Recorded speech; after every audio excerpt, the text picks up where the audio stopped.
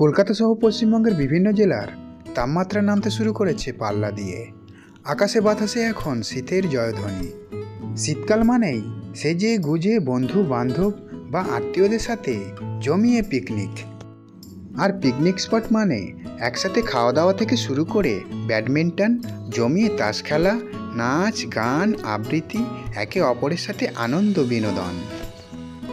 এই শীতে আপনিও যদি পরিজনদের সাথে কলকাতার খুব কাছেই পিকনিক করতে যাওয়ার পরিকল্পনা করে থাকেন, তাহলে একটু সময় নিয়ে দেখে ফেলুন আজকের প্রতিবেদনটি।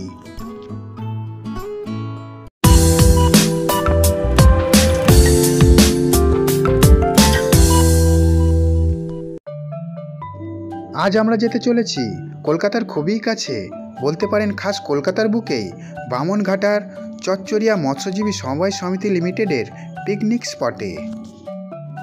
যদি সায়েন্স সিটির দিক থেকে আসেন তাহলে বাসন্তী হাইওয়ে ধরে চলে আসতে হবে জলপথ ঢালাই ব্রিজের কাছে। এখানে এসে আপনারা স্থানীয় বাসিন্দাদের জিজ্ঞাসা করলে এই পিকনিক স্পটের পথ নির্দেশিকা জানিয়ে দেবে। এখানে প্রবেশের প্রথমেই পড়বে সমিতির কার্যালয়। আর কার্যালয়ের দেওয়ালে স্পষ্ট করে লেখা রয়েছে স্পট চার্জ 1000 টাকা, তাঁবু নিলে 1800 টাকা, নৌকোবিহার করলে মাথাপিছু 20 টাকা। কার্যালয়ের সামনেই দেখতে পাবেন মা কালীর এই মন্দিরটি। পিকনিক স্পটের যাবতীয় তথ্যের জন্য এই কন্ট্যাক্ট নাম্বারগুলিতে এবং সাউন্ডের জন্য এই কন্ট্যাক্ট নাম্বারে যোগাযোগ করে নিতে পারেন।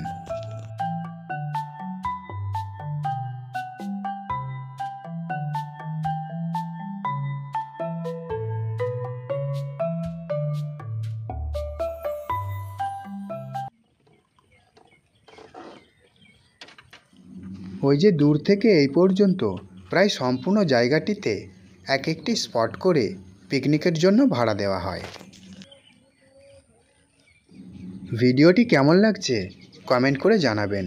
আর যদি ভিডিওটি ভালো লেগে থাকে তাহলে আমার চ্যানেলটিকে সাবস্ক্রাইব করে রাখবেন।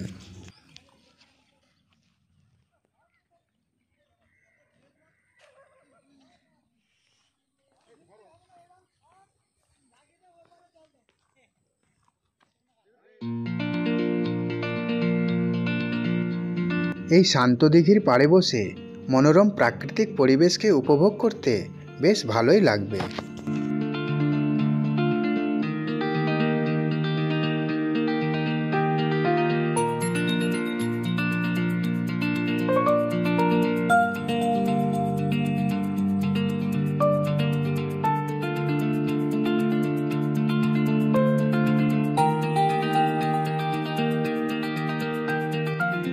এইরকম মনোরম পরিবেশের মাঝে পিকনিক করতে আসলে আপনাদের মনে হবে কেরালার কোনো একটি জায়গায় হয়তো পিকনিক করতে এসেছি। বাচ্চাদের বিনোদনের জন্য রয়েছে দোলনা, স্লিপ এবং বোটিংয়েরও সুব্যবস্থা আছে।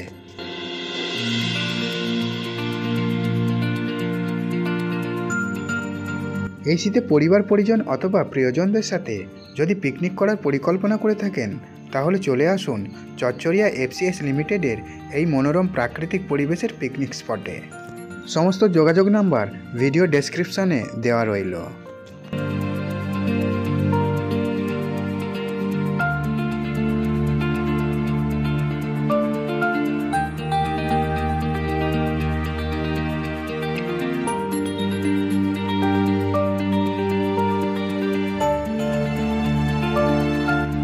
এরকম ভ্রমণ সংক্রান্ত ভিডিও নিয়ে আবারও ফিরে আসবো আপনাদের কাছে। ততদিনে ভালো থাকবেন, সুস্থ থাকবেন। ধন্যবাদ।